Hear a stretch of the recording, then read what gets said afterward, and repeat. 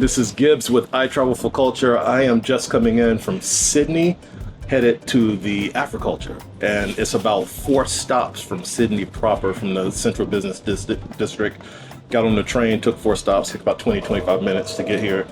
Was a little bit lost in the train station when we got to Lidcombe. Is it Lidcombe?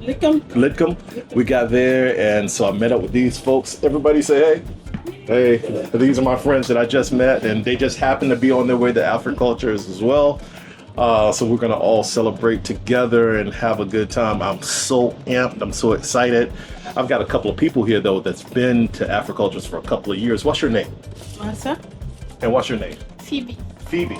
So tell me, what do you like most about Africultures? Africa culture? Yeah, Africultures. What do you like? I like this African culture. Like when I'm go there, I'm happy. Like my country, we have like a culture here. Yeah. That's why I'm going there to see. So a lot of the countries all come together and celebrate together. Yeah, the culture. dancing. They have a lot of food, and a lot of the music, dancing. Everyone is there. I'm ready to dance. I'm ready to dance. I'm looking forward to the dance. What do you like best about Africulture? What I love about African culture, like we are in Australia, we are not in Africa. When you go to African culture, you feel like you're at home, like you're in Africa. So I'm happy to be there, and I'm happy to dance. Are you guys gonna dance? You gonna dance? Yeah. All right, so we're on our way. Listen, guys, I want to encourage more people from the States to come over. This event takes place in September every year, and Australia is a long haul, but I guarantee you it'll be worth it once you get here to experience all the cultures. I think I talked to Fatma, the director, on day before yesterday, and she said that we're expecting about 40,000 people to come to Africulture this year. So I plan on meeting people from all over the world. I plan on engaging with them, eating their food, and expanding our network to the States. So stay tuned, we're on our way.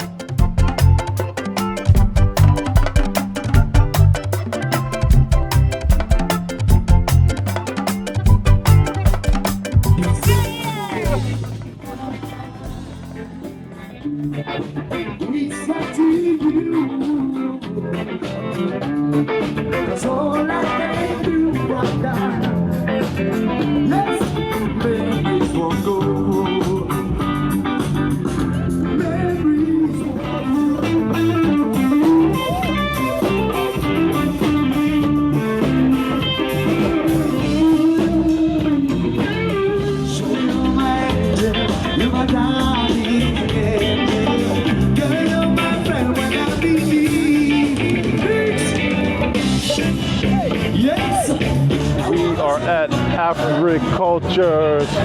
It's always in September. Flew over to Sydney to attend this year. We've got all cultures that's represented here. Over 40,000 people expected to attend today, and it is phenomenal. Got food from Liberia, Accra, Sudan, you name it. Oh, gosh. This is incredible. Like, all of these different countries are represented all here in one place. This is truly a melting pot of cultures. So many different dialects are being spoken here at this particular event. Some, of course, don't understand each other, but it doesn't matter, because we all speak the language of love. Man, this is phenomenal.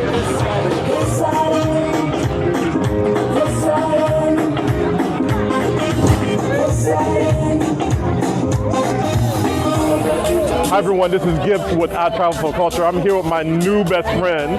This is Anne. She is the official photographer for Africultures.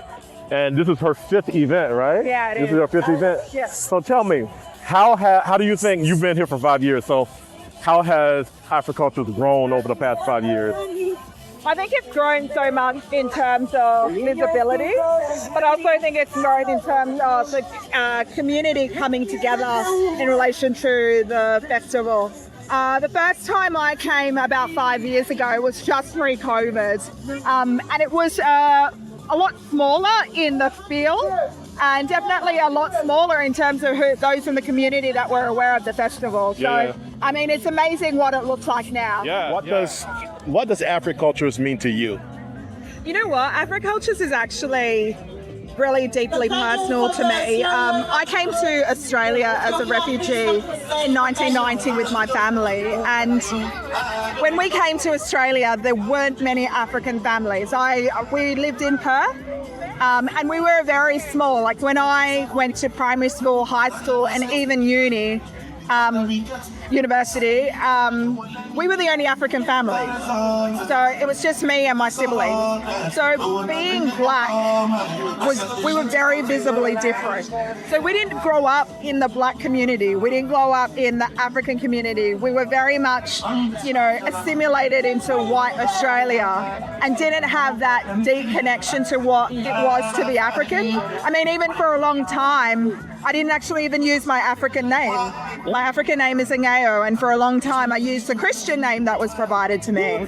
So I didn't have that connection to community. So when I came here 5 years ago, it was really the first time that I looked around in a space in Australia where it was predominantly black people. I'd never lived in spaces where it was predominantly black people. And it was just such an aha moment. And it was such a moment of connection that I didn't even realize that I didn't have until it kind of happened. Yeah. And after that, it was like, I want to be involved. I want to help out. I want to see how I can donate my time to make it bigger and more vibrant.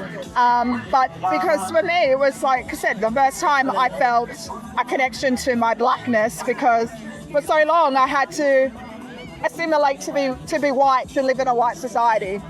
Yeah, I get it. All of those people who are in the States who do not know about Africulture,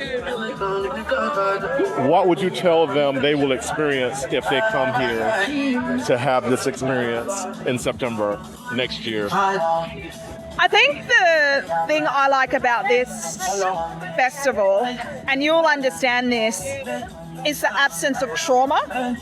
I think so many times when we as black people, whether it's African people, African Americans, Indigenous Australians, when we often to get together, there's this presence of trauma, whether it's from colonization, whether it's from slavery, whether it's from displacement from our diaspora and our community.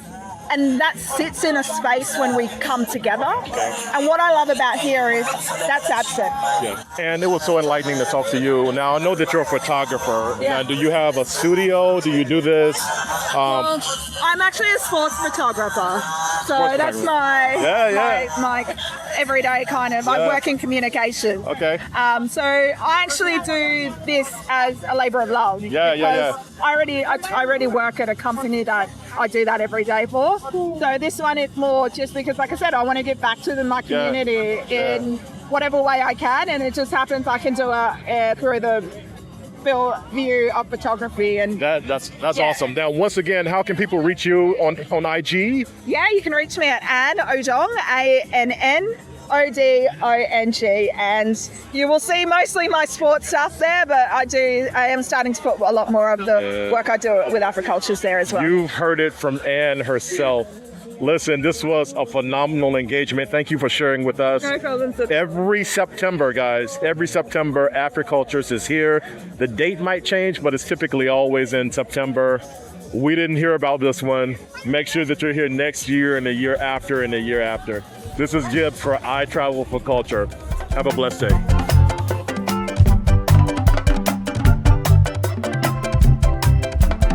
Hi everyone, this is Gibbs with I Travel for Culture. I'm here with my friend Maggie that I just met at Africultures, and I was just telling her that I came over to Sydney specifically for this event, and it is phenomenal. Is this your first year? No. No? So how many years have you experienced Africultures? So since I arrived in Australia, I've been coming. So like for the past 4 years, I've been coming, except when it was there was nothing happening. So let me ask you, since you've been for a couple of years, how has it changed over the years? I think the organizing. Yeah, before previous years it wasn't much structured, but we can see that last year and this year is much more organized, and that brings more people along. Where are you from originally? I'm from Sierra Leone, West Africa. Yeah, I can tell the accent. What can you tell our viewers about this event that would encourage them to come over here to Sydney to experience it? Yeah, in this event, we don't know race, we are all one. You can see there are a lot of white people around supporting us well. So I want people from the state to come here and be supportive, people from the state to come here because Australia is a very multicultural country. You can see from this event, and we Africans, we are together. This tells how much we've worked to bring the community together, to give back and also encourage the youth. And this is very much important for the kids, knowing their roots. So when we organize more of this, bringing the kids around, then they know where we came from and where next they will be. So it's very important. Very well said. Maggie, so how can people find you on Instagram or social media? It's Maggie Corner. It's Magdalene Corner. At Magdalene Corner on Instagram, Magdalene Corner on Twitter, Magdalene Sugarlin Corner on Facebook, and on TikTok is DJ Maggie. Okay. Spell the Instagram so they can clearly get it. It's Magggie. Magggie. Magggie. That's it. Maggie, thank you so much. This has been great. You heard it from Maggie herself. Make sure that you're here next year.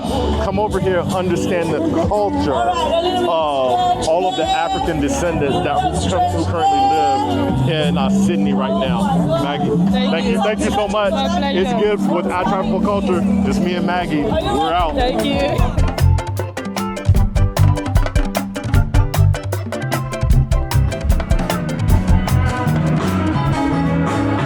Everybody, we just left one of the booths. I've never tried Swahili food before. This is Swahili food. I was asking the chef exactly what this was. It's bunny chow. Bunny, Bunny, CHOW. And she was telling me that with Swahili food, it's a merged food these days. It's part Indian and part some of everything. And it's not necessarily traditional. This is not necessarily a traditional dish. But want to try it and see how it is. In the inside, it's bread on the outside, and the inside is just stuffed with onions and peppers and chicken, and it looks really good. I'm just gonna pick the whole thing up and just try it, see how it goes. So.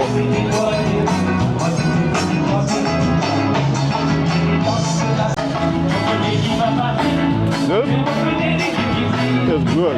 Like all of the onions and peppers and spices that you see, it's like a mixture of various flavors that's kind of burst in your mouth. Bunny chow is what it's called. I'll talk to y'all later. I'm gonna finish this bunny chow.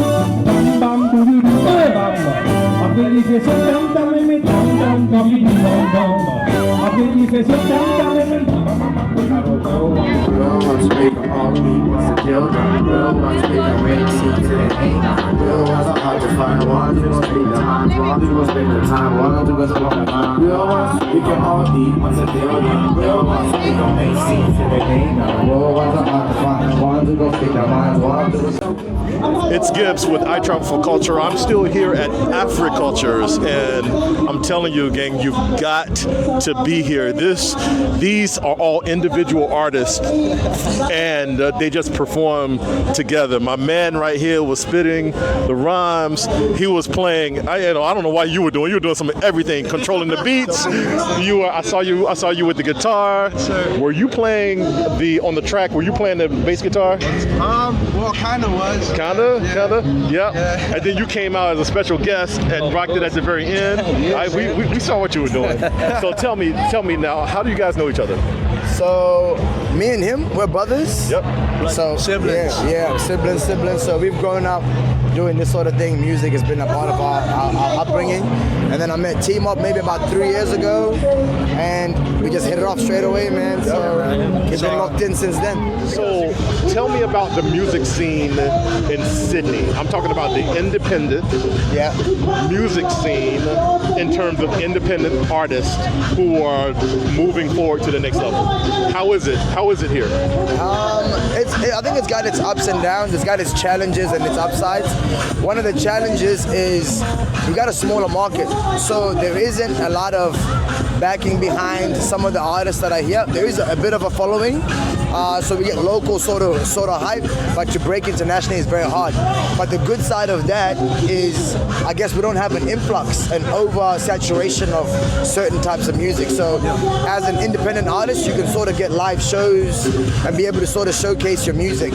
But it's the audience, I guess, so we get smaller scales of audience, but we also actually get a chance to showcase our music, like at a festival like this one, or at bars and stuff like that. So it's got its challenges, but overall, I think it's pretty good. Okay. It's gradually gotten a lot better. Compared to when we started around 2019 to now, there's at least a foundation that's being built that's actually starting to go somewhere where it wasn't before. Before you would put it out and people were like, wow, you make a song. The thought of someone making a song here, people are so used to hearing someone from the States, like, it's serious, from the States making it. It was a lot of that at the beginning stages, but now it's more readily available and more connected than we've ever been. So it's easier for you to connect with people, even internationally, as an independent artist. Which is crazy. I tell you what, I hope to hear more from you guys. I hope to hear, are you on, where can we get your music? Because I know that have you dropped that song yet?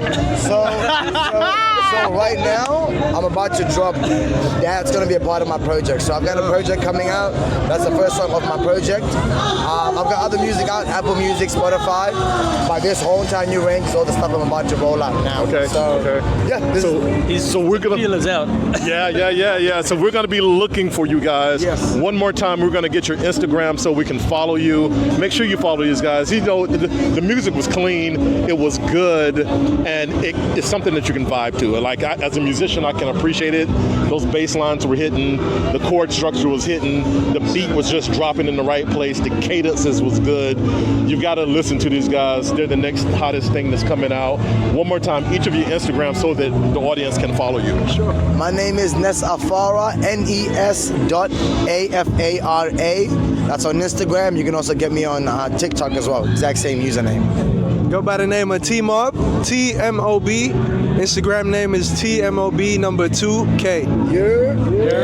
I'm RaraX, RARA, the number 1, and X on Instagram, TikTok, YouTube, SoundCloud, all of it. And I'm Gibbs. So Instagram is Consynergy. And we got the YouTube as well.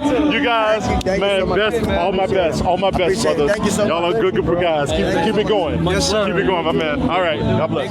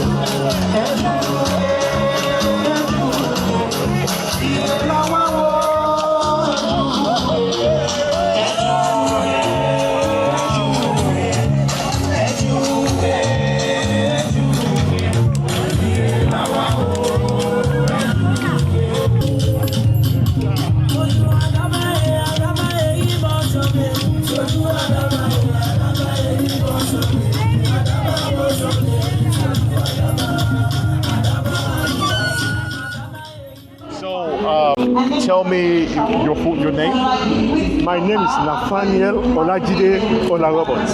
Okay. The name of the group. The African Australian Hunting and Drumming Group. So Nathaniel, I was just blown away with that performance that you guys did. Yep. Tell me about what was it?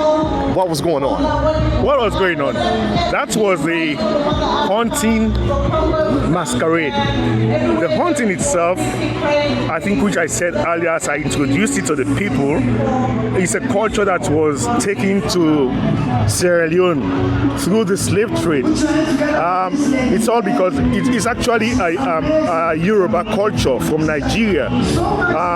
During the slave trade, slaves were set free in Freetown, and this culture was handed over to these people who were in Freetown. And basically, the hunting is looking at the masquerade of the hunting. We develop this masquerade. The people want to feed their family. The men is a male cultural society. They want to feed their family, so they have this masquerade. Late in the night, they go into the bush as a way of hunting. So this masquerade, this hunting, represents the king of the animals in the jungle. So that leads the men into the jungle. These other animals will come around following this masquerade, and then these hunters will get these animals, which they bring back to the city for their family to feed them. They come with a dance of joy, which is the dance we were dancing was the dance of joy. Here we are, here is liberty, here is food for you, feed yourself, that sort of thing. That's what that was showing. Yeah, it was so powerful. I didn't know what was going on at the time, but I'd never experienced anything like that before. Now, how long has the group been doing this, the hunting masquerade? I came to Australia in 1994, and somewhere around 1997, we had a couple of guys who were new in Australia, and 2000, a lot of them came because of the war in Sierra Leone, and we decided, you know what, we are new in this culture. This is a different cultural society. Let us not lose our culture. Let us try to have something to portray it. So we started. Basically, it was a rough start. As you know, we didn't have the exact equipment, the exact things but we started off small, and we've developed and grown up to today, which we have something that really reflects, shows what the hunting really is. Yeah. That's a good way to pay homage to the culture. That's right. And to keep that in front of people's faces, which is so important. We don't want to lose that. Yep, exactly. I just think that you guys operate with a spirit of excellence. It was a very powerful performance, and thank you for explaining that to our viewers. Yep. Because we're going to show it. Yep. And now with your commentary, we'll be able to understand exactly what was going on. That's right. Now you're also a part of the Africultures planning group, right? Yes, the Africultures planning. Yeah. So since you've been a part of this for a while, tell us how Africultures have grown over the years. Africulture started very small. I think I was working with, that was ages ago, and we started off in a very small park. And when you go into our Facebook page, that's something. Look at the landing page with the hunting in it. Compare the hunting you see there. There's a picture. Compare that with what you've seen today. You'll see the transformation. Yeah. Okay. And there are other pictures as well. But that landing page, the crowd, even the crowd was more than what you'll see here today. people were looking at, oh my word, look at this. Yeah. But that itself was not exactly what we wanted, but that was, you need to have a starting point. Yes. And that was what that gave us. That's what it is. Yeah. And we've developed from there. Yeah, absolutely. So as people look at this in the States, they're going to be wondering a little bit more about what Africultures is, and they can see exactly how you guys got started with the program. But what do you want them to know? Because I want everybody from the United States and all the way around to come to Africultures next year. What do you want them to know about Africultures and what it means to this community? The focus of Africultures is purely on the African continent. Looking at it, and it gives it actually encourages everyone from the different parts of Africa to showcase your culture in whatever way you can showcase it, through food, through performance, or through the marketplace. Yeah. I used to do food, and maybe some of these Africans in the United States, especially from West Africa, I used to do food, fufu and bitter leaves. Yeah. I didn't do it this year because of expenses, but you'll know that that's something Africans love to eat. So that is Africultures for you, where you showcase. And the whites who are coming to buy it, I have to tell them, take time when you eat it. Get a bit of it, dip it in the sauce. Don't swallow too, and you have to swallow, you don't chew. So that is the big thing about Africultures, showing your culture to other people, especially the locals in this country. I had my first experience with fufu in April of this year. I went to Africa. I was in Ghana for a while. I went to Togo, and I was eating fufu like every day. And my people were telling me, don't chew it, swallow it. Yep. You gotta swallow it. Yes. So absolutely. Yep. So listen, I just want to thank you for sharing this experience with us, and just taking a little bit of time to talk to us about what Africultures is. What I see more so than anything is unity. I see unity, and I see the disposition of people sharing their cultures with one another and coming together to celebrate our homeland and all that we have in common, and all of its differences. We are all one people. And so it was great. Guys, if you ever get a chance to come to Sydney, I want you to definitely check out Africultures. It happens every September. The date might change a little bit, but it's going to be around September. You can look it up on the website. Nathaniel, thank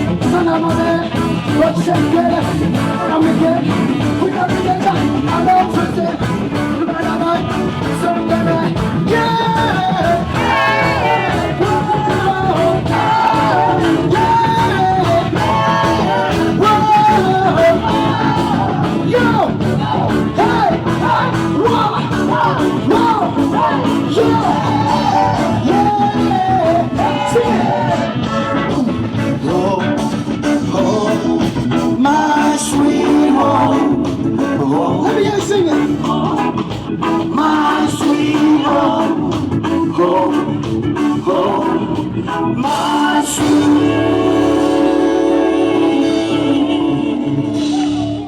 My name is Banchala Masefa. Okay. But my stage name is Babsy. Babsy, spell Babsy. Babsy. Do you have an Instagram? I do have an Instagram. What is it? And it's Babsy.silverfox. Okay. So since you've attended multiple Africultures, yes. What does Africultures mean to you? It's the coming of cultures, the coming of African cultures from all corners of Africa, and celebrating each other, celebrating each other's cultures, meeting people. There's people that we see here every year. Like you don't see them through the year, but you see them every year. Like we're all becoming family. Yes. And that's what Africultures means to me. And I'm hoping that this spreads to the rest of the world, and this spreads all over Africa, and we just celebrate love. Yeah. Loving each other, loving our neighbors, because Africa is such a rich, beautiful guys have heard it right here first. So Africultures is worth coming to. I don't care if you're in the States, if you're in London, I don't care where you are. Make sure you're here next year. It's every September, like clockwork. You know, the dates might change a little bit, but it's going to be in September every year, so you can't miss it. Thank you so much for talking with us. Thank you. Gibbs with I Travel for Culture, and I am here with my friends at Jollof Junction, and I am trying their food for the very first time. And these guys are phenomenal. So what do we have right here? That's just a meat pie. This is a meat pie. It's a meat pie. This is what type of food? Is Nigerian? No, Sierra Leone. Sierra Leone. Yeah. Sierra Leone. This is Sierra Leone. Authentic. It's a meat pie. You like that?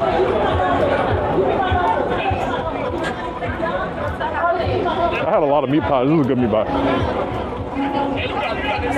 It was good. Yeah. The dough is nice and flaky. The meat.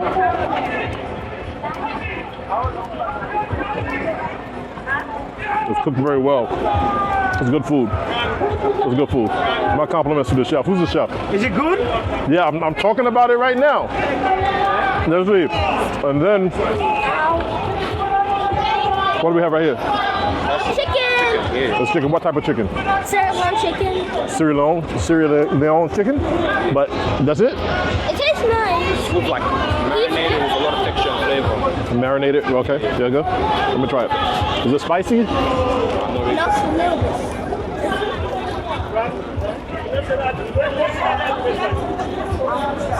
That was good. It's like, You guys are missing the passion. it's not very spicy, but it's very flavorful. This is really good. This is really good.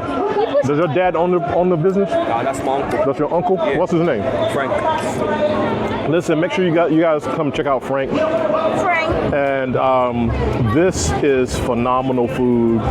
You guys come check him out. You're located, what's the name of the city that we're in? Crossfield.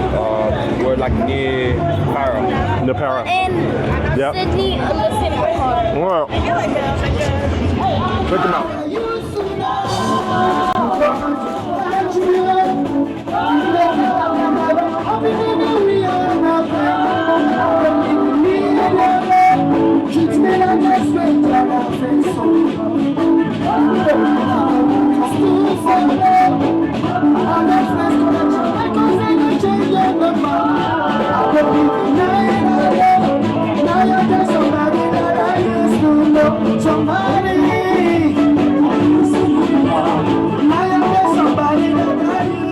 Hi, this is Gibbs. I'm back. It's now the end of the day. Africultures is over.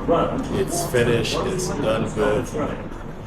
We had the time of our lives. We got here early this morning. I'm in the train station right now, getting ready to take the train back into Sydney proper to the CBD district. But I tell you what, I have never experienced anything like that before. All the food, all the vendors, all the music, you know, you've seen interviews of people who are just, you know, now living in Sydney, and they came from various parts of Africa, from the continent, and speaking different languages, but Africultures brings them all together as one. They can demonstrate and kind of raise their flags as to who they are, celebrate the music, celebrate the food, culture, and just all share together. So I am so glad that I flew over from the States to Sydney to experience Africultures. Hopefully this won't be the last time. We make so many connections. And a lot of those folks are going to be coming over to Synergy when we do it again in a couple of years. So hopefully you guys enjoyed the video. We had a great time making it. And headed to New Zealand now, so I'll see you there.